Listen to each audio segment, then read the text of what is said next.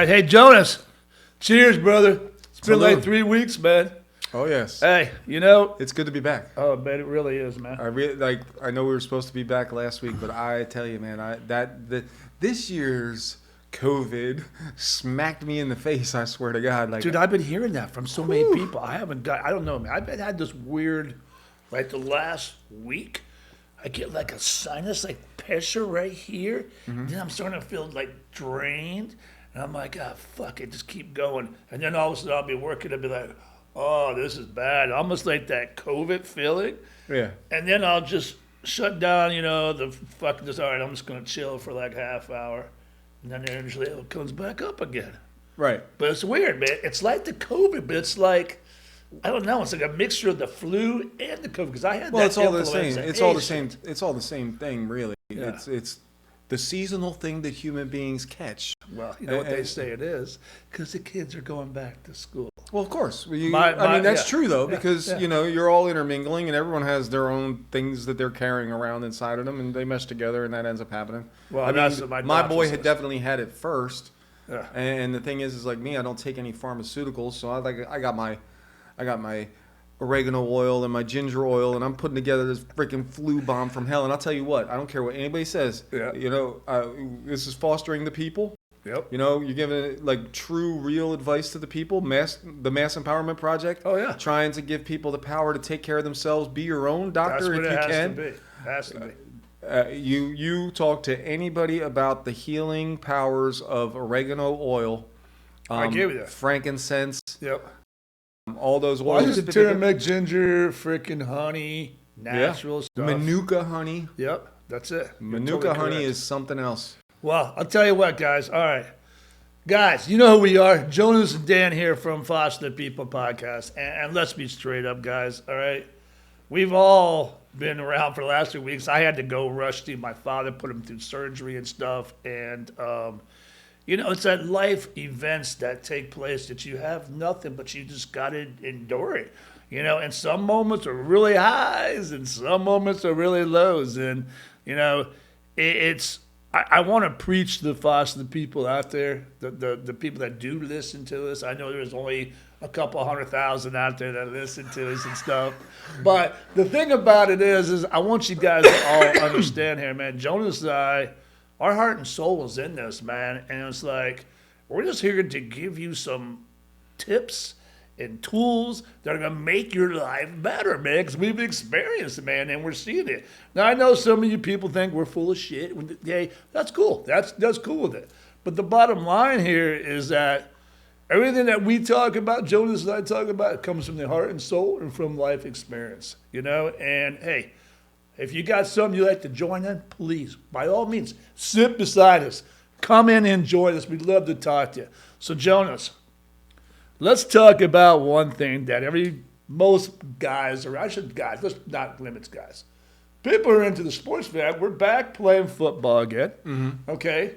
And now, I don't know, for all you people out here, we've talked about this. I don't want to say made the mistake, but I'm not a football fanatic, all right? My wife is big into the Bucs. So we ended up buying club seats, all right? I've got 4 seats to every home game, all right? And I'm trying to encourage people to come on our podcast or get involved with us, and I'll take you to a freaking home game if you want to get involved. And I want to know, Jonas, how do you feel about sports in general? I am definitely, I'm a little chunkier. I'm not really into sports. I'd rather freaking do curling or something like that than watch some fucking dude hit the golf ball and go down there and hit the golf ball again. But what I'm trying to get up to you guys is, if you can bring something to this table, all right, people out there, if you can bring something to this table, I will let you come join us. We'll pay for your drinks and your food, and you get to watch a game with us, and you can shoot the shit with us. So I want you guys to contribute something, and Jonas and I we'll plan it out as well too. So who knows? Maybe we'll see you on the street where we're going to give you some money because we got games in our heads going on, and we wanted you to get involved. All right, so Jonas, tell me about it, man. What's your take on the sports season and everything? I mean, are you a sports guy? I am definitely. I would say that when I was younger, I was a super sports guy. Okay. Like All right. it was what mattered to me more than pretty much anything. Okay. Especially football, especially the Philadelphia Eagles. All right. But I gotta say, before I get into that, I want to go to a Tampa game. Well, I want a club seat. That's no problem. We can easily make that happen. You know, dude. I'm trying to get somebody to give a little input to give us on this podcast. And that's what I wanted You to know? say. The thing about sports, if you were going to take the aspect, which I believe, I understand it, and even though I understand the trappings of it, I still I fall what they would call victim to it. I guess I fall into it is commercialized tribalism. Sports are commercialized tribalism. What they do is they want you on the TV rooting against the other city. This is my team. That's the enemy's team. It's very much a social construct that creates this competition between people at all times. That's really what sports is. And even though I love the Philadelphia Eagles and I can't stand the Dallas Cowboys, you know, it's like I understand that I have that going on inside of me, but I recognize that just like the Romans, it's all bread and circus to distract us from what actually matters in our personal lives. It is an extravagant distraction from actual real life. Well, okay, let me throw it this from my perspective, okay? Mm-hmm. Let's be honest, I got a big freaking 100-foot screen TV at my house. I got chairs I can sit back in there. I got a pool. I got freaking water out in my backyard. I got a big-ass fucking $40,000 grill outside that I could cook any thing or anytime I want, the flat top, gas grill, anything. What the fuck do I want to drive my fat ass down to Tampa, get in that fucking parking lot, yeah, well, that's the have to deal with goddamn 30,000 fans, all right, pay $35-$40 for that, but it's part of my ticket, okay? Then I got to pay $18 for a goddamn beer, okay? And thank God we have club seats. Before, we used to sit out there, we'd barbecue up there. We'd barbecue bad, man. Okay? and, you know, I don't know. To me, I'm not into watching some fucking dudes run down the field after the ball. Okay, it's cool. And then I go to myself, this is the thing that really gets me the worst. Now we have male cheerleaders. They're shooting pom-poms like the girls and shaking their ass like a... come on, man. Like I said, that just irks me, man. But that's all still part of the circus. And even the fact that it creates an emotional response inside of you to see that, on the other side, it has the other emotional response. So now we have that tribalism and conflict and separation and division, because guess what?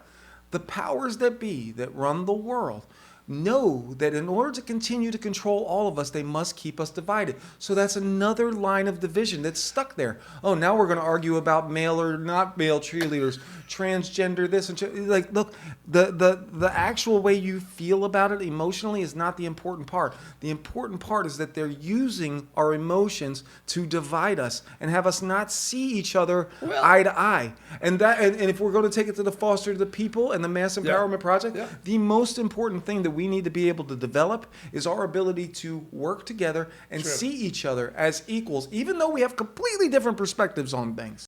But see, I get the other thing, okay, problems there. They're talking about how they want to make a new stadium. Okay, let's be dead honest with it.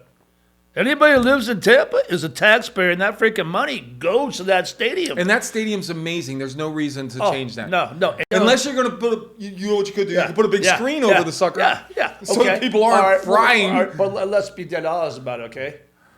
Have they ever said, hey, well, here's a free ticket to go to the game? Even though we're paying a shitload of taxes every single year. Well, that was all right, I got freaking 5 places over in Tampa that I own. All right? So that means I'm paying taxes, dollars coming out of each one of those.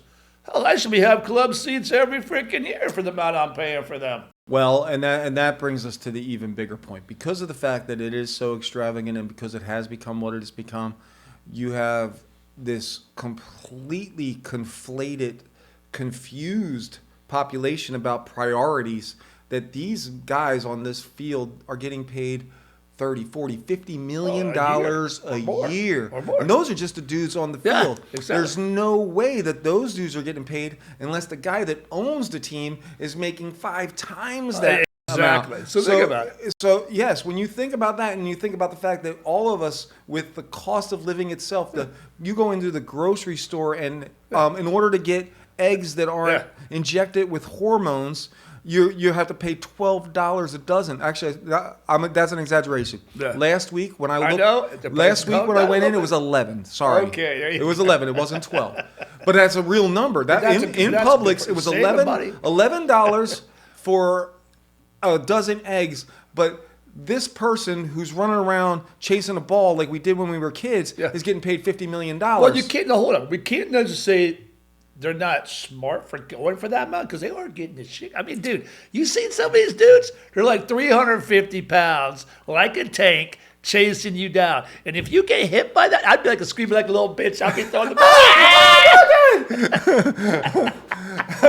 I'd be screaming like a bitch. Have the ball. Here's the ball, please. Here's the ball, take it. I'd be hauling ass the other direction, man. You think about that. Oh shit, yeah, man. of course. I'm not taking any. That's what I mean. I love the game itself. But think about like, okay, just in the last game, man, all right? Because I had to watch with the wife, all right? Fucking guy missed 2 field goals. Just my fucking little fraction of thing. And I'm like, oh my. He probably lost his job. Yeah, because kicking the freaking ball. They called another free agent kicker yesterday. I just, you know what kills me, man? Okay, it's overinflated. Totally. It's really overinflated. Well, that's the thing is, if you look at the state of our current society, there are things that are so much more important than what happens on a football field between 2 teams. And we don't even talk about that, but yet you can go into any local bar and have a conversation about football that'll last for an hour. Oh, yeah. But if you start talking about the fact that Governor DeSantis right now keeps paying lip service to the idea of removing property taxes. Yeah. But are we actually moving forward on removing property taxes? I don't think that or would is it ever just happen. a political scheme that they're putting up to make Governor DeSantis seem like that's what he's pushing for, even though he knows, we know, the property taxes aren't going away? Well, let's talk about lip service. I'm not going to call them out, but you've seen the most recent game here, okay? One of the players spit on the other player. Oh, God. It was one of my players. You know what I'm saying? I refer And to he him got- as my player. Yeah. Jalen Carter is not Yeah. my player, but look at me. Yeah. I just literally linked myself to the Philadelphia Yeah. Eagles. It's like those fans that Yeah. say, we won. Yeah. You didn't do shit. You didn't do You're just shit. a fan. Yeah. Those boys went out there on the let's field be and won. honest. If you guys weren't contributing, supporting them, and freaking paying $18 for beers and $500 for tickets, man, you are sort of like them because you're paying to be there. But on the other hand, I look at it this way. I go, they got fined $57,222. For spitting. How do you come up with that number? It was one paycheck. Oh, that's one paycheck. That's one game check. Okay, They suspended him and took his pay for that game. That was one game check. Like Okay, so I respect the number now. See, I'm going. And what was Like- you know what? Honestly, as stupid as that was that he did, one of the refreshing things that I found about it myself Right. is he actually did take accountability for it, and he didn't appeal when he got the suspension. And he didn't appeal when they took away Are the you sure game the check. coach didn't tell him shut the blank up, just bite your freaking tongue? Sure, and but go in there and but unlike a lot of other phases in other places in our society, at least there he was held accountable for his Yeah. actions. You have people ducking accountability left and Oh, right yeah. just in your personal Oh, life. you know it. We won't go. We'll talk about that, so in my freaking family. We So talk about- the thing is, you got to look at that. It's and you know we can take that same thing to the. Did you see the thing about the woman who took the baseball away from the little kid? There was at a Phillies game, and there was a home run hit, and this woman was standing here, and this guy was standing here, and the guy ran over, and they're both reaching for the ball, and the guy got it before the woman, and he took the ball back to his son, and he gave it to the son. Well, the woman walked over and said, "That was my ball. You stole my ball," and it became like a little thing, and he ended up giving her back the ball. Okay. But then it became this big, huge social media storm where everyone was saying, "What kind of a person is that woman? She took that ball away from that kid." And yes, that's not probably the best look for that woman. It's probably a moment that she wishes she could take back at this point. Right. But she's been vilified as this awful Karen who stole. And the thing is now we've just created another separation, another judgment of another. We're not willing to look at ourselves. What's the biblical thing? Look at the stick in your own eye. I know what you're talking about. I know what you're saying. I can't think of to save my life. But you're right. You're right. It's basically look at this image or this scenery and see how you do the same thing. Absolutely. Be honest with yourself. Well, I mean, I'm getting, okay, what would make him spit on the guy in the frame? What did he say? What did he do? Yeah, exactly. What provoked you? You're not just going to walk and go, exactly. right in your face, man. Exactly. It's got to be something that provokes you to do that. There was no doubt that Dak Prescott was goading Jalen Carter. And Jalen Carter being a young kid, Dak Prescott being a veteran, Dak Prescott being a quarterback, him being a defensive lineman, all of it lined up perfect. And he did. He taunted him, and he ended up spitting on him. And he should not have spit on him. I'm not condoning it. Don't get me wrong, but I mean, let's be honest. It's sports. It's fucking high physical energy, man. You're racing, you're chasing that down, you're pounding people, you're busting ass because you want to be the top dog. Yeah, and a defensive lineman's job is to hurt the quarterback. Yeah, exactly. Exactly. Like I said, but I go back from the little pea-brain mindset that I have. My wife is a junkie for the Bucs. Uh-huh. I mean, she found a piece of paper. They're easy to like. I'll tell you what. She will freaking kill you if you take that Buck thing from her. That's how she is, all right? And I'm like, what's the big deal about the Bucs? I mean, I don't give a damn if the Bucs or anything. I don't know. There's never been really anything It's the in my tribalism. Life. She connected to that whenever. She was a kid. When you're a kid. Yeah, that's what it was. When I became an Eagles fan, I was 6 years old, 5 years old. Well, but see, I look at my life. My father was never into sports. My mother was never. The most thing my father ever did was he captained one of my brother's baseball team, and they were the worst league. The worst team in the league, man.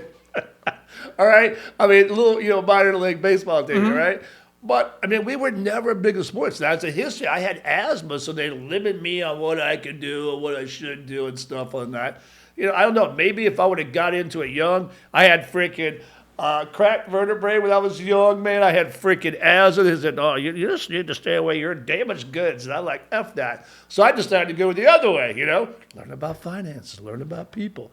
But like I said, to me, I look at, we go, we have a good time. But I'm going, tell her speaking, I could have the same party right in my house. Well, I would definitely. You know what I'm saying? We could have it right here. We could have big old killer surround sound system, gigantic screens. Have you seen those new screens that they snap together? And you could make a whole freaking room. You could do ceiling and everything else. Oh, like the Sphere in Vegas, basically. Yes. That's awesome. Dude, to me, that's the way to do it. If you're going to do that, because I'll be honest, it's the wife says it's the event of being. It's like when we go to the drag races, you can watch it on TV, but until you go there and feel that, that's drag different. races. That's the whole thing here, man. I mean, I actually enjoy watching football on TV way more than watching it at the stadium. Well, because I don't need the event.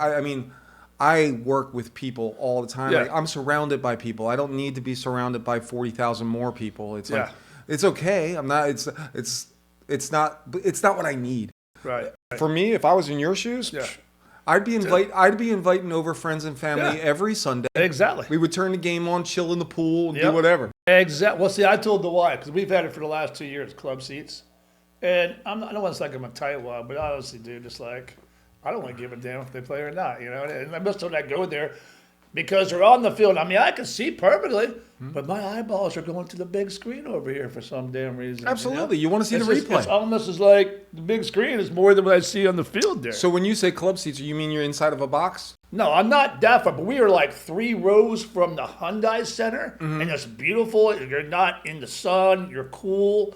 I mean, they're great seats, okay? I mean, they're really good seats. The Hyundai, if you go in the box seats, now you're talking a couple extra zeros on the end of those ones. Yeah, you know what I'm saying? They're not box seats, they're club seats. Where in other words, you're like 4 rows up from the top. It's covered on the west side. Right. All right, and then we go in the Hyundai Center. We get free drink. Well, essentially we get free drinks. We paid for it. Or they gave you credit. Right. So we go out, we get free drinks, and then we just swipe the card, but bam, we're good to go. But it's part of the ticket package. Yeah, and that's the thing. You know what I'm saying?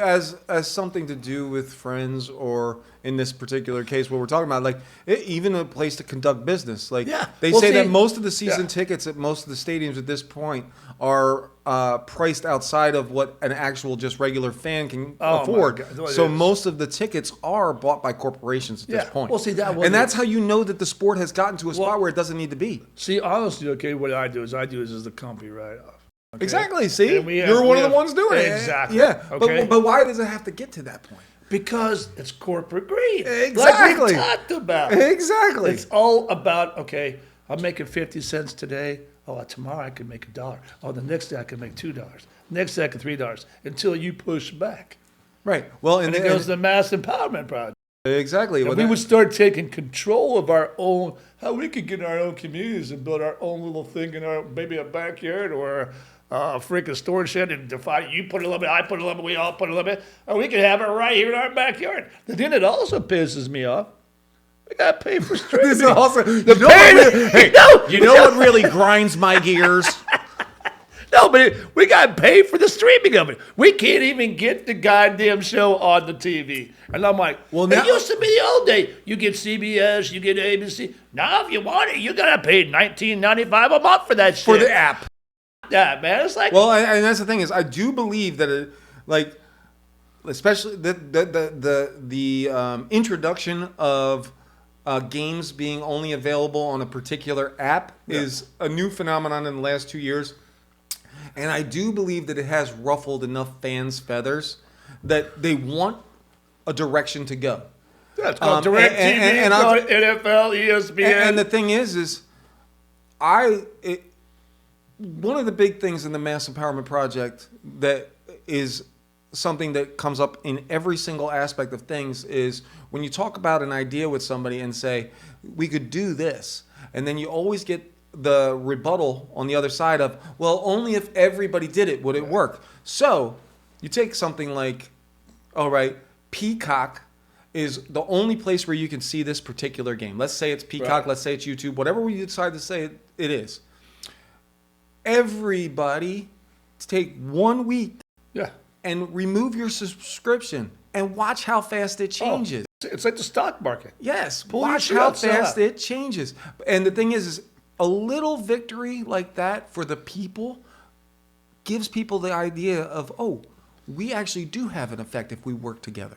Well, I got one for you that I talked about this. We'll change stuff just a little bit, but it goes right to what you said. Okay, how many teachers do you think there are in Hillsborough County? How many teachers? How many teachers? I couldn't possibly. Let's just gamble. I'm just going to say a minimum of 100,000. How many people? 100,000 teachers? Probably.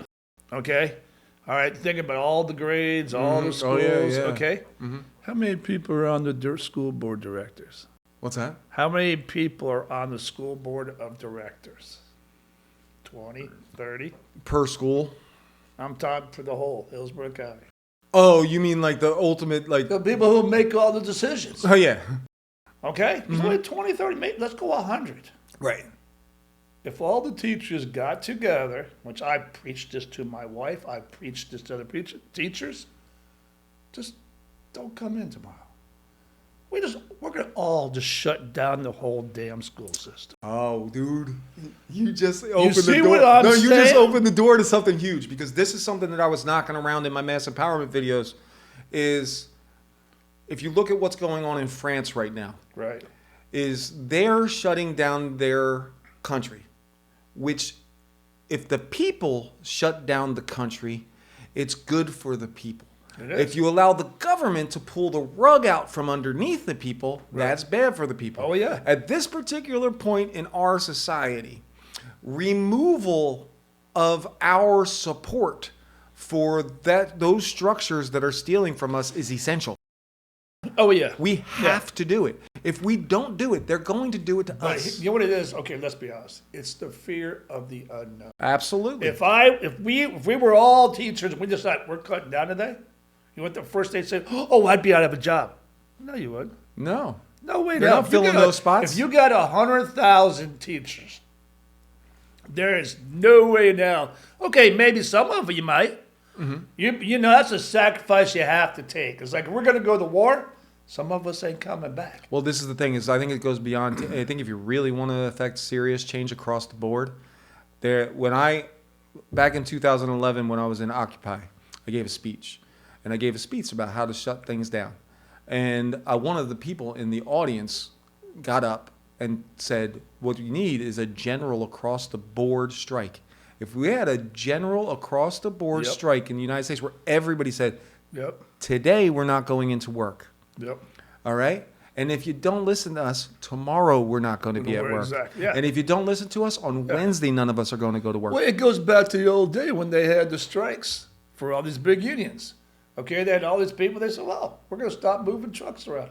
We're just going to strike. You're not going to get no product being moved. And right? And think about it, going back to the Mass Empowerment Project that we have talked here many times, man. It's people are afraid of what's going to be the outcome. And hey, dude, there was times I could look back and I remember lying back going, oh, how am I going to pay my mortgage? How am I going to pay my employees? Well, that's somehow, some way. Well, here you go. It always worked out for the best. And if I didn't have that fear, I'd probably never be here today. Well, because it builds that character. It builds that strength and passion on the inside. And I think too many people, they just flatline their lives. They never try to better themselves because they're afraid you might disrupt the sheets or you might disrupt the freaking gravel that you walk on. But you gotta live. You gotta live. You can't worry about fear, man. Well, the thing is throughout your life, if you get into that mindset, what ends up happening is your world gets smaller and smaller and smaller. Yep. And sometimes I talk to older people. They're like, I don't know what's going on. I don't care what's going on. I only have a few more years left in this world, and I want to make sure that I'm able to hold on to this. So now their world has become so small. And that's not what life's supposed to be. No, Life is supposed to be this glorious experience where, you know, you were birthed into this existence with all the possibilities of life. But then life from the very beginning starts coming in on you and telling you what you can't do and limiting you. But you know why that is? Let's be honest. It's that spectrum. I look at my father, okay? I would say probably 40 years ago, he was full throttle. But then the older he gets, the body's starting to break down a little bit. Then you have family issues. Then you have people dying. Before you know it, like my father, he's got nobody around. He's flying solo by himself. So he's like, wow, this is my world. But to make a little bit of break on that, the man never really got up on the computer and listened to YouTube. All of a sudden, the man, when my mother passed away, one night, I guess, got up and checked out YouTube. And now his world, like, expanded tremendously. Yes. But he's still in this world where he only listens to certain type of music. But that's cool. Well, that way, you're always going to look for... That's expanded. But like you said, you think about it, okay, he has nobody to talk to except for his family, which is pretty much my brothers and myself, all right? He's got a lady that comes in twice a week, all right? And he talks to her, but really he does that else, except for maybe one or two doctors now that he had to see. But everybody around his neighborhood, the people on the right side of him, they're never there because they live in Georgia and they only come up there like on the weekends. The people over here, which bless them, they come by now and see him now, but they're really not around. Right. So you're there by yourself. Well, think about that. That would be bad to sit there all by yourself. I'd probably drive myself insane, man. Well, that's like you said. If you get into a YouTube spin, and you're not willing to venture outside of your comfort zone, what you end up doing is you end up watching all the videos that confirm your particular bias. Oh yeah. Like I'm biased to this, so that's what I'm watching because this person's going to confirm that what I think is right. Well, but see, that's okay. Now I'm gonna flip it to your neck because my wife is like that. She likes to watch Dateline, Chicago PD. Everybody loves Raymond, and like 5 shows, and I'm like, why do you watch the same show over and over? I'm the type of person. Immediately the commercial comes, bam, I'm going to the next thing. If it pulls my attention, great. I watch it for a while. Next commercial, I got like ADD bad, man. I'm freaking like flipping from channel to channel to channel to channel to channel because I don't like staying stagnant on one thing. Yeah, I'll watch the comedy on Everybody Loves Raymond. It's funny as hell, but I've already seen her like fucking 200 times. When you what know I mean? the lines that are coming, why are you watching it? You know? Well, that's like life. Let's talk. I'm glad you made that comment. A lot of us know what to expect, and that's why we live in this flat line. You're not willing to venture out. You're not willing to try something new. Right. I'm not saying jump off a freaking building and fly through the air or nothing, but I'm seeing in the last 10 years of my life, and I'm going to use it just as an example, like my employees. There are people that just come to work at 8 o'clock, do what they have to do, leave at 5 o'clock, and don't make any effort to better themselves, to educate themselves. 2 years later, I let go. How you doing? Same freaking place, same freaking shoes, same hole. But now, all my rent's gone up, man. I don't know how I'm gonna pay my rent. You stayed stagnant while the world was getting crazy. Yeah. Well, and that's why you gotta stay one step ahead of it. And you have to be able to look at things from outside of yourself to see what's going on. True. But 100%. But go ahead. And you know, we've talked a couple times. Me and Josh have spoken about cryptos. Right. And there is obviously right now what you're not. It's not inflation in the sense that things are going up in value.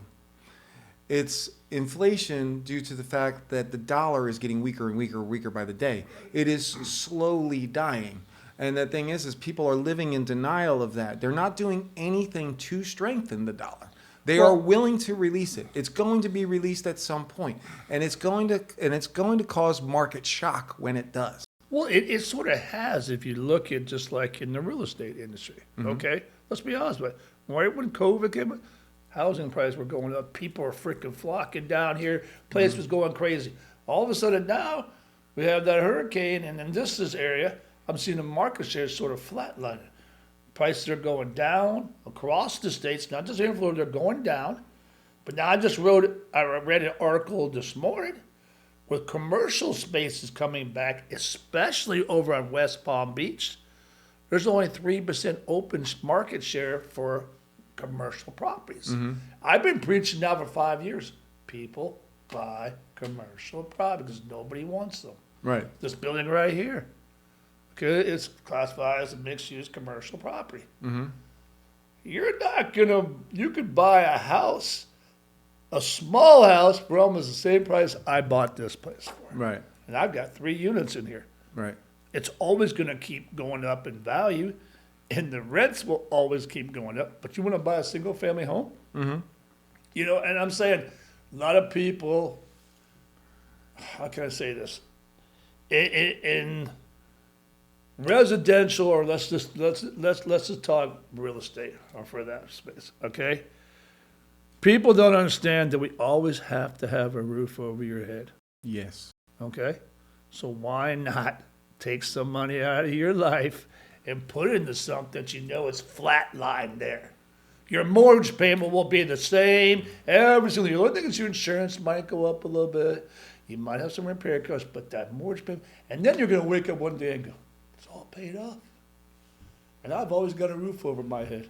Unless you stop paying your taxes. Well, yeah. That's They'll just come not to- paid they'll tax. come But take honestly, that shit. that's only a little portion of what it is. I understand, but it's still a slap in the face. You work your ass off for years to pay your house off, and then they're still going to come after you and take your house if you don't pay their taxes. For what? What are you using that tax money for? Well, they're using What? it for a couple things. They're but not. but They're they, not. they can cut it They back. tell you that they're using it for this and that and the other thing, but they're not. Well, I mean, that yes, money they is are. getting Like Largo's- all that money is getting filtered back to the Bank of England. Well, I'm saying, but you look at Largo's getting their money so they could buy themselves an $85 million building. So they could hire more people, supposedly, to get you to pay more taxes. Who made the most on that $85 million? Not taxpayers. No, the people at the top who aren't building anything. They're the ones that put together the project and signed the papers. Oh, yeah. Well, I'll give you Those that are the one. ones that are Yeah. making the most money. Well, let's be honest, man. Somebody has to make it. It's greed, buddy. We all have to have it. But it's only greed. I agree with you. It is greed. It is. But what is the main motivational force behind greed? Is fear. And what is that? No, it's money, man. No, but it's fear about not having enough money. I can It's give fear. you that. It's fear about not having enough money. And once you get into that frame of mind, it's never going to leave. All right, well, think about that show with Greed. Have you ever seen that show? I don't It's a think TV so. show. There's a lot of people that's, ripped off millions and millions. And Oh, they go God, and yeah. they get greed. And the thing about it is, if you think about it, and because my wife actually shows, they always get caught. Well, yeah. Sooner or later, Well, not you're gonna always, get. because there are those people that are above the law. Yeah, but sooner or later they fuck up and they get caught. And the way I look at it, okay, there's no sense of being really super greedy because the bottom line is, I don't give a damn. You could have all the money in the world. When your number comes, your number comes. You ain't taking it with you. And the best thing about it is you're not getting out of here alive. No. None of us are. But it's all artificial scarcity. That's the thing, is in this universe, in our world, we have the potential to live abundant lives for absolutely every human being. Oh, true. But because of the structure that we've built, the pyramid structure of control that we've built, all of the energy of the bottom of the pyramid flows to the top of the pyramid, and the top of the pyramid is all these people that don't provide anything, No, I but give you that. take everything. Well, they would say that they provide all these positions for you to work. Yeah, in a structure that doesn't actually need to I be mean, there. okay, let's look at Publix. They started out really small, and now Publix is all over. And how many mom and pop Have they grocery put out? stores disappeared because Publix took over? I give you that. And then you go to yourself, okay, but how many jobs did they bring to the community? The same jobs that would have been there for the mom and pops. I don't know, because I go from both sides. I look at me as a mom and pop fire protection dealer, okay? I can compare us to Cintas or Pie Barker, one of the big boys that have 250 locations throughout the United States. We only have 2 locations, all right? We're getting ready to expand to North Carolina. But the problem I see is that too many people, like I said, do not want to take themselves out the comfort zone. We're stuck in the comfort zone. Oh, well, if I try to venture out, we might fail. And the problem is, failure is life. Failure's a you learning better experience. learn to fail. Because the more failures you do, the more successful you become. Well, you learn from every single failure. Well, you're supposed to. A lot of people don't. Well, a lot of people don't even ever fail because they never try. That's exactly what I'm saying. I know that's what you're saying. I mean, you think about it, okay? I'd like to have my company be a Cintas. Now, I'm not selling my company to Cintas. Right. The problem is finding the right, true people that we together, like I said, empowerment, of mass empowerment, is to come together so we're all on the same mindset to build the companies bigger, to help all of us create better lives for our families, for our communities, and still growing. But the problem is, oh, well, Jonas, I didn't like the way you wore that shirt today. Jonas, that necklace, it's not, you need to have a gold one here, dude. You know, and that's the reason why we can't do this, because you Well, know what? micromanagement and judgment of one another. Judgment is the key word. Micromanagement of other people and judging them instead of appreciating the fact that somebody's bringing something different to the table that you Exactly. might not have even realized. And- And being open to the idea that maybe what that person is bringing to the table is actually benefiting me and I'm not even aware of it. And if So true. if I jump outside of myself for a minute and decide not to judge and allow in the acceptance and appreciation for what that person is bringing to the table, now you've just raised the possibility Well, you know what it is? of what can be done. You know what it is? It's having an open mind. Yes. Listening. I'm just as good an expert. I have a tendency to just, oh, he said that. I got to jump in and say that and go, wow, he wasn't even trying to say what came out of my mouth, what I was thinking. Well, yeah, You know, I think we sometimes jump to the situation where we go, you're talking about a bird and I'm talking about a blue car for some reason, you know, and it's like, it came out, I should have listened just a second or two more, and maybe what I was about to say or what I did say could have been completely something different. We've all done that. Yeah, well, because I believe that because of the fact that they don't teach civics in school anymore, and they don't teach debate in school anymore. Our conversational skills as a society, on average, are subpar. Some part, wait, because you know what? I can text the shit out of and you. it's very common. And to get to your point, Yeah. and it is very common. I'm guilty of it. I do it. Yeah. You could be talking, and all of a sudden you said something that triggers something inside of me. And instead of me taking that extra second, I basically work off the assumption of what I think you're going to say. Exactly. As opposed to hearing what you might actually be trying to convey. And that is something that when you grow up in this society where people do cut each other off all the time, you have to take the conscious step to check yourself when you do it in the moment. Key words. And then check yourself. And back up, slow down. Okay, what's he saying? Well, you know what it is? Like I said, I think a lot of people are like me. We're ADD. You're flipping through things. You got phones. You got 50,000 things going. So you're like, okay, I heard 2 seconds of that, so I'm going to apply to that 2 seconds. When I should have listened to the 5 seconds, I would have got the whole story. Yeah. All right, and I will take this to the day I die. Communication skills is the weakest link we have in today's society.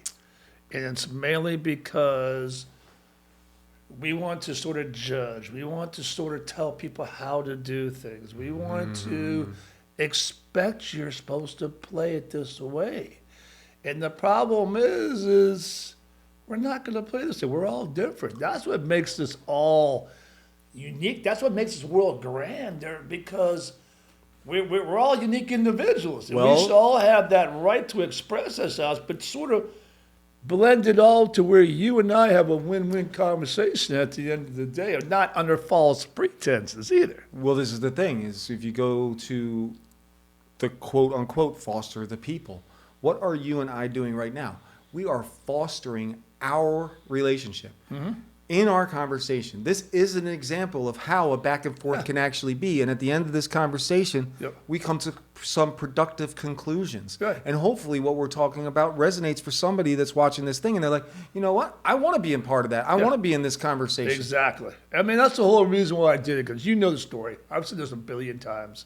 I'm so tired of people saying, oh, my life sucks. I can't do this, can't do this. That's all bullshit. That's just a mindset. Well, you know, and let's be honest. I had an ex-wife that had bipolar, and the problem was she didn't want to take accountability for her actions and either stay on the medicine or don't drink, don't freaking get heavy into drugs. You know, it's like you've got to be accountable for how you feel, how you react, how you do it. If you're not willing to do it medically, then what's going to happen? You're going to keep having up and a down and up and a down.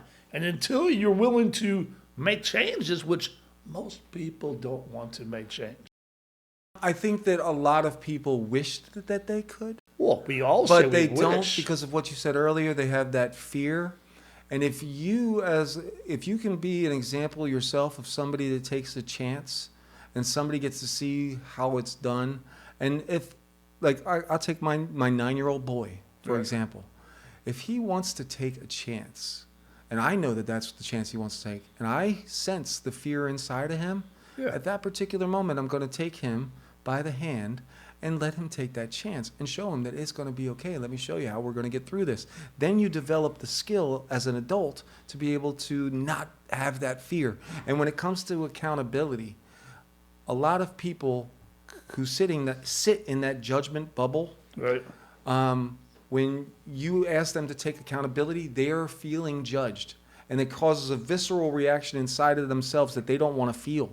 They don't want to feel that uncomfortable feeling that maybe they might have been wrong about something. So they'll protect their inner ego and their persona. That's a human instinct. Yes. But the thing is if you do take accountability, what you end up finding out at the end is that, oh, that wasn't that bad. No. And actually taking accountability actually made me a little bit of a better person.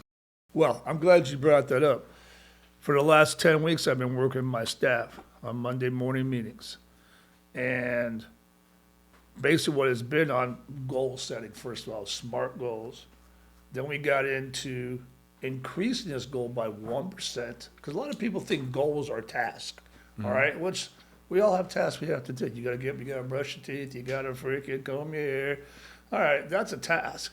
A goal is something I want to accomplish. Right.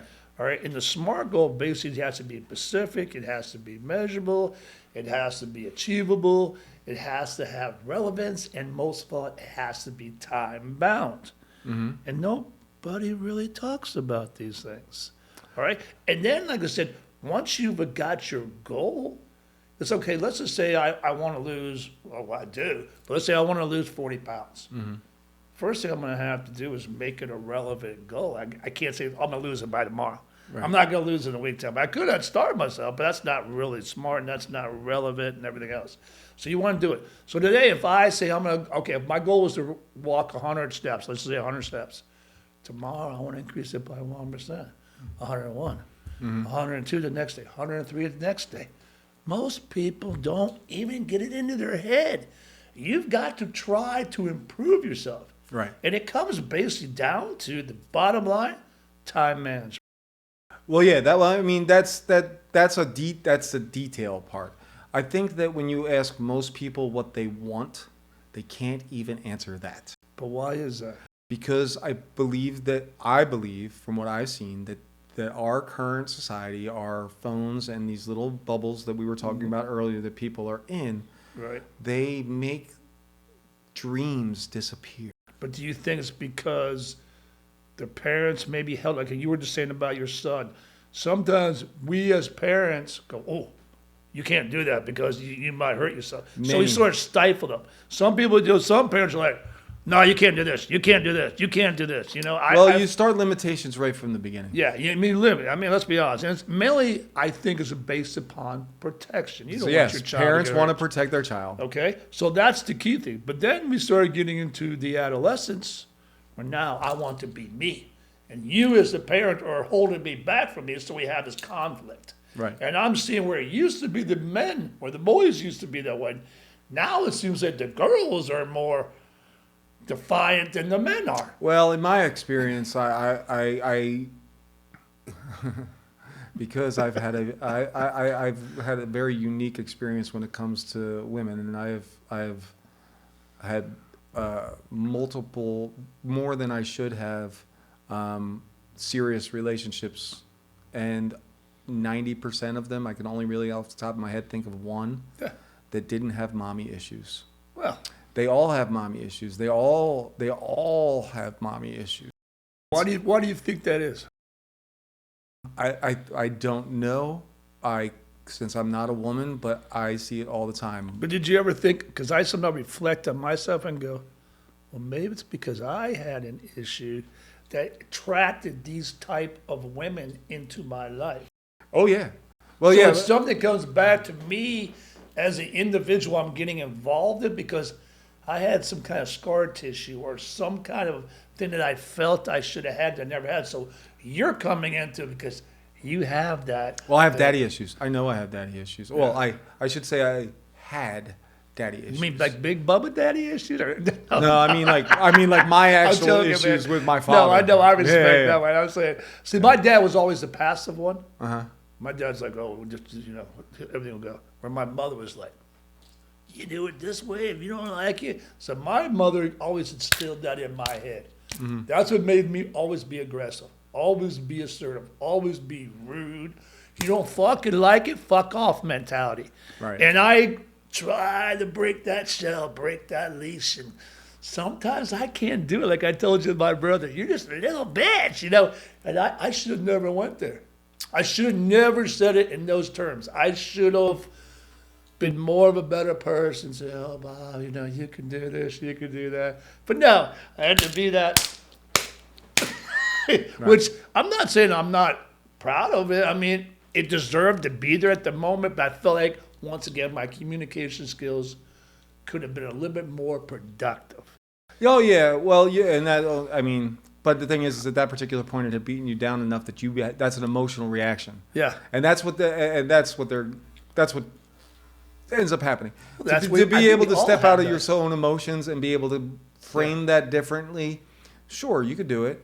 But the thing is I find myself, without using words like bitch or asshole or any of the swear words, I can actually sting worse. Oh, that's by saying it in the proper context.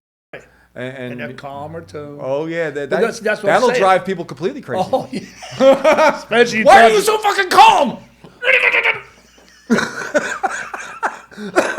No, I mean, but you're so right. And see, that's what I'm saying. I go to myself, why did I let my emotions take over the conversation? I think a lot of us get that way. Well, yeah. Well, honestly, You know? that's the one. Your emotions are the one thing that make you human.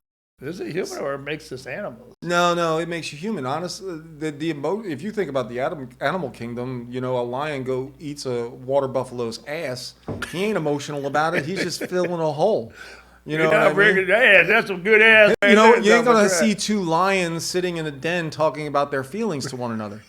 Only us deranged mental. Well, that's what I'm saying. Do you think mentally we're not, bubbling pots. maybe we're the sick animals out in this world? Well, the thing is the argument I've read from different philosophers, the argument that the whole entire, like especially Stoic philosophers, that the entire experience of life is built around the idea of figuring out how to manage your emotions.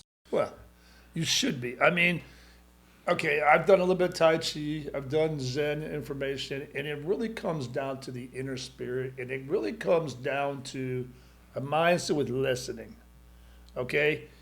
And I know myself, like we just said a few minutes ago, jump the gun before we we want to say something before we even hear what the person's even saying. And Josh, he was, oh, Dad, calm down, stop butting, he says it to me and you, how sometimes I'll cut in on you, and I'm like, I just got that drive. I got to jump in. I got to give my sense of, expression. But it comes down to ultimately, it's because I feel passionate about this subject that we're talking. And I'm the type of person, I don't really hide anything, man. I say it the way I feel. It's not trying to be rude. I've learned how to communicate more effectively when it comes to negative times, when you're getting a conflict. But when you cross the certain line, the freaking lion tongue comes out of me, man. And that's the part I personally look at. If you're going to foster people or foster yourself, you got to look in the mirror first. Well, here, I got this one for you right there. All right. So the mindset that I try to get myself into when I'm in a conversation with you or with anybody that's getting passionate about anything is I want to create a safe space for you to fully give me your feelings. So basically what I'm doing when I'm talking to you, and if I feel the urge to jump in, I almost take like an inner smaller breath, and I'm allowing you the platform and the floor to express how you feel fully. And I hope, I don't know because I'm not sitting in your skin, but I hope that you feel that when we talk. Like, oh, this dude's actually giving me a chance to fully talk. Well, I mean, I see that with a lot of people that I've spoken to. Like, we'll have, like right now, we'll get people in here, and before I know it, they're opening up full throttle on what their life's about. And it's like, most people like reserve, but I try to give them that sense of the door's open. Well, if you want to express yourself and get it off your chest, it's like, this is sort of like a counselor session for anybody that gets involved, because it gives you the opportunity to voice your feelings and your, strengths and your weaknesses, and there's no judgment. It's just, here it is. Get it off your chest. And that's what I loved about fostering people also, because people get shit tied up inside them. They get shit tied up in their head. Nobody wants to listen to them. Nobody wants to listen to your bullshit. Well, yes and no. Yeah. Yes and no. But the thing is I believe that, once again, a symptom of our society and this isolated bubbles, you have a lot of people that feel unheard. True. And the thing is if you give them a platform where they know they're being heard, that gives the opportunity for that person to grow. So what ends up happening a lot as in my bartender job, I have lots of people come. And especially people that are single, I notice that they feel very unheard. And once you give them the opportunity to open up, they can't stop. Yeah. Then it sometimes goes the other way. It's like, could you shut the fuck up? I don't want to hear about it. Well, but the thing is, like I said, coming back to the whole no civics, no debate in school. Right. Because they feel unheard, and now all of a sudden they've been given the platform, they can't stop, and they because they've never had the opportunity to listen to anybody else because they've been too wrapped up inside their own thoughts. Right. This comes to the bigger point when it comes to mass empowerment. Right. I can do everything that I want to do to make self-empower myself. Yeah. You can do whatever you want to self-empower yourself. But if we don't all get together and build better communities where we're on a pretty regular basis getting together with groups and talking about real things that matter, like neighborhood block parties. Yeah. When's the last time you saw a neighborhood block party? Well, you're afraid that you might get COVID, you might be judged, or you might get shot at, or you might freaking be one of those type of people. But those are irrational fears that have I know. that have been thrust on society by the television screens. Media. The television and media have given people these judgments of others without ever speaking to others. Yep. The thing that I see, is a lot of people, well, going back to what we originally talked about, is being able to get out there and communicate. Mm-hmm. Most people are inside. But once you get comfortable and they're willing to open Where's it at? Where's it at? Hold on. Where's what? I'm not even inside. Oh, that's it. I'm in there. Yeah. Oh my God, there I am. That's In so there. true. I'm in there. Yeah. You're freaking That person sees what I see. Yeah. Oh my God. But see, you're right. But you got to look at it. It's pros and cons, like everything in life. And I think what it is we've gotten so stereotyped that, wow, we got to have a phone. You got to have this. I mean, I remember you got to have a beeper. You had to have a beeper, man. If you didn't have a beeper, man, you weren't cool. Now everybody has a phone. Now it's like, you can't talk to nobody. You have to text, because that way you can show them, how you text me this. This is how it was. No, I text you that, but I had the interpretation in my mind of something different than the way you're interpreting. How many communication things have we had, or at least I know I've had, where I sent it this way thinking you'd read it that way, but no, you interpret it like, completely Well, opposite. when you read something, you're hearing it in your version of that person's voice. Right. And just like the confirmation biases that you have when you're scrolling YouTube and you're looking for all the things to confirm your biases, any self-judgments that you have or any ideas that you think somebody else has about you, you're going to superimpose that into the way you're reading it. All right. So and that's why I hate text conversations, because it's impossible to be able to fully interpret what somebody else meant by their text. True. And the other thing, you can listen to the tone and the voice, the sort of like the body language, you could tell if, like, when I do I do the weekly things for my staff, and I can see every once in a while somebody's like focusing on fading out here, maybe, and I'm like, so I'll direct a question right to them, not to throw them underneath the bus, but to pull them back into the conversation. Right. And I think that's half in today's society. We can't stay focused. Well, dude, we're ADHD, whatever you want. Yeah, I and know. it's because of the flipping. Yeah, what's that? Because the TV, you got 5,000 channels. And like me. Well, I've been, a lot lately has been, a lot of things that I've seen lately have been addressing the ADHD problem that is obviously an epidemic, just like the people feeling unheard. Yeah. And the thing with the ADHD is it's supposedly, and I believe this, it's about your dopamine being released. And it creates this dopamine hit every time you're scrolling and you're stuck in that wheel. Yeah. Well, because what is it? Something new. It's something different. Something. And see, that's why I personally, I can't sit here and watch the same show over and over. And it's like, I mean, like you said, I can sit here and almost tell you word for word what they're going to say next, Right. I mean, great. It's comedy. You like laughter. That's what I love music and I love comedy. But I also love, like, action-packed stuff, And it's like, if that doesn't keep going in me, I'm going to shut it down and go to sleep. Yeah. All right, so let's go from a whole different perspective. Let's go to the opposite side. What is a shut-off thing for your mind? So many people we've talked to, that I've spoken to recently, can't shut the mind off at night. And I have a lot of people say, oh, yeah, I hit a bowl and freaking I go out, or freaking, I do this. I don't know. To me, I've tried everything. There's times the mind is just freaking spinning, man. And the only way I can get there is I have to literally go and listen to, like, the shower running or put rain in the background, and then just tell myself, White noise. don't think about it. Don't think about it. Don't think about it. And I almost drum myself Like out. counting sheep. Yeah, maybe that's what it is in a Yeah. sense, you know. But it's Well, that's like- what you're doing by repeating over and over and over again. You're basically counting Yeah. sheep. Yeah. Would be the old saying from back when we were one kids. sheep, two one sheep. To the point where you're like, this is just. No, but I mean, I don't know, dude. So what is it for you? You know, we all get that. That thought pattern, I love the way that Alan Watts describes it. It's a dancing monkey inside of your brain, bouncing. Yes. Boing, boing, boing, boing, boing, boing, boing. And then you have all the old Eastern techniques. Yeah.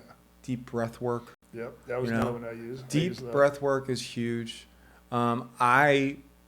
Even when I'm doing deep breath work, I can be in the middle of like taking like the second breath, and all of a sudden my brain starts ping ponging, and I Exactly. stop doing the breath work, Yeah. and then You catch yourself, you just yeah. have to realize that that's just part of life, and that sometimes you're going to have your successes, and sometimes you're going to have your failures, and sometimes you're just going to spin out of control. But the ability to True. land back on your feet, despite all of that, is where strength, resilience, emotional maturity, all those things start to happen. You're totally 1,000% correct. I mean, we're all going to fall down. You know, just got to learn to pick ourselves up. and I have dust been an ourselves up. emotionally immature asshole just in the last 3 days. Well, thank God I wasn't around you, because I would have been an emotionally rare asshole, just like I was with my brother the other day. But the thing is I'm honest with myself. Yeah. I will take accountability Yeah, for that's my it. digression. That's exactly what it is, and that's what I think most people don't. Well, you don't know what people do in their silent times. True. So they might be taking that accountability, but not verbalizing it. Well, I mean, let's be honest. As long as you're doing it, Mm-hmm. you're understanding things. And let's be honest, if we do fuck up it to somebody else, you should step up and give sincere apologetic, or at least try to mend it. It's like I talk about this all the time. You know, you're having a relationship with somebody, and all of a sudden, the wall is way down low. You're great. You're having a conversation. All of a sudden, you say something. Somebody puts another brick in there. Then a couple days later, someone puts another brick. Before you know it, that wall gets Wall of so resentment. freaking high. The wall of resentment. And you can't see it, nobody. So you can't even communicate. You're But just it's like, your F you, F you, responsibility to to remove pull those bricks. the brick. Exactly. And that's what I'm trying to say. And so many people out there that we talk to, well, he didn't like that. He didn't. Well, how are you responding to him? Mm-hmm. Or how are you responding to the situation? Right.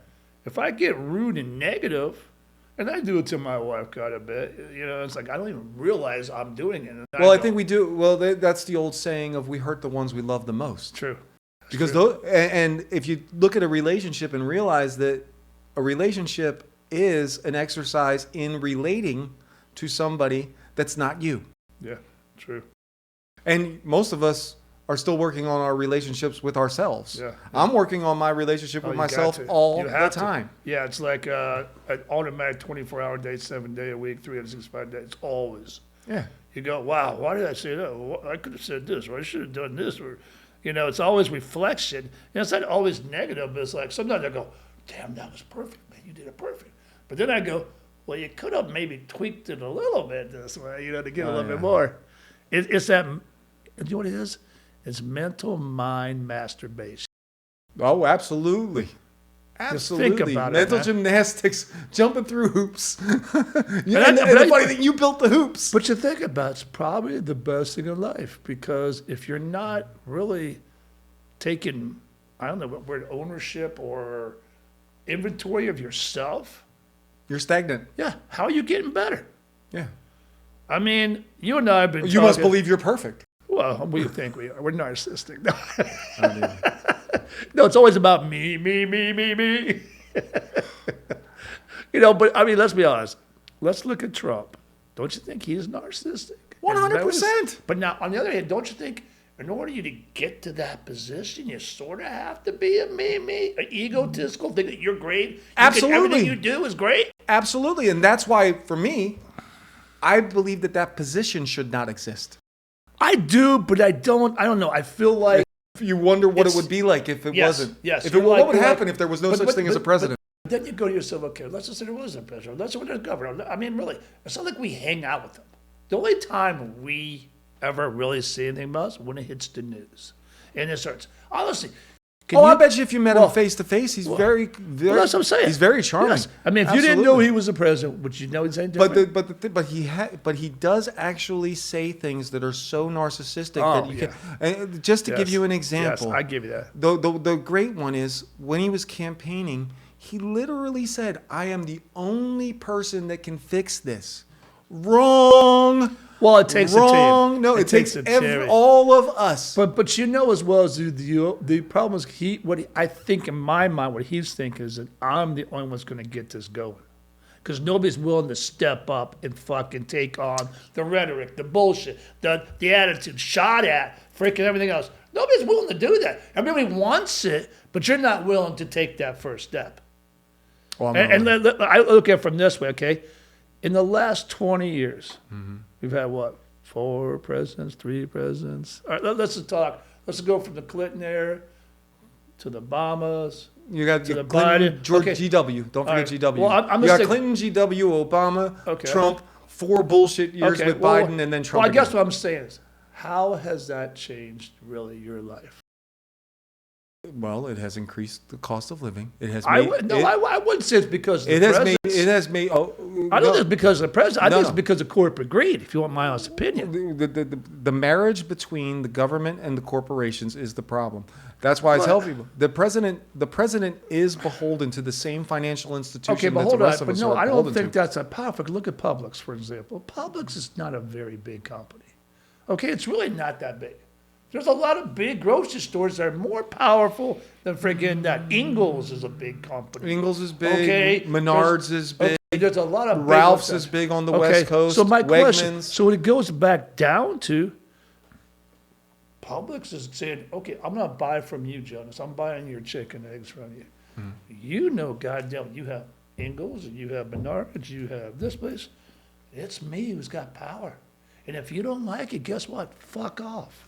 You either pay these prices or else. Now, the government, as you say, and a lot of people say, I don't want you controlling me. So to me, it goes back to, hey, if you're going to buy this shirt, which normally goes for $5, but I'm going to sell it for 12, and if you want it, you're going to pay it. Well, tomorrow, because I got more people buying it, because I'm marketing it more, and now there's more people want it. Your cost now I'm went up. going to 18. Well, because your cost went up. Exactly. And that's the thing is the cost at Publix to even bring in the merchandise has gone up also. Yeah, because let's get to the root cause of that problem. Right. The root cause of that problem is that our entire financial system is built on debt and the constant printing of money. Not paper money, just digital money. Well, it's true. I mean, I give you that, but let's be honest. If it wasn't debt, we wouldn't be here today.